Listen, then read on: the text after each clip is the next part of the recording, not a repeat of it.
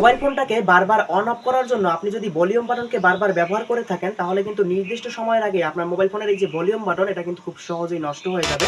কিন্তু আপনাকে আমি একটা সহজ নিয়ম দেখাতে পারি বা সহজ পদ্ধতি দেখাতে পারি, যেটার মাধ্যমে আপনি ২ বার টাচ করবেন এভাবে, সাথে, সাথে মোবাইল ফোনের স্ক্রিন অন হবে, ২ বার টাচ করলে অফ হয়ে যাবে। ২ বার টাচ করবেন অন হবে, ২ বার টাচ করলে অফ হয়ে যাবে। তো এই সিস্টেমটা আপনি কিভাবে করবেন? আপনার ফোনের ছোট্ট একটা সেটিং এর মাধ্যমে কিন্তু কাজটাকে করতে পারবেন। এক্ষেত্রে আপনার মোবাইল ফোনের এই যে ভলিউম বাটনটা, এটা কিন্তু আপনি বহুদিন যাবত ব্যবহার করতে পারবেন। খুব সহজে কিন্তু নষ্ট হবে না। আর এটা দেখতেও কিন্তু খুবই চমৎকার লাগে।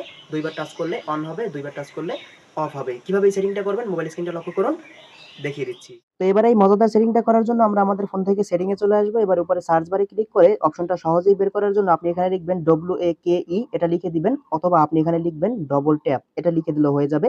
ডবল ট্যাপ লিখলে সহজেই আপনি double tap to turn on of screen এই অপশনটাকে পেয়ে যাবেন। এই অপশনটার উপর একটা ক্লিক করে দিবেন।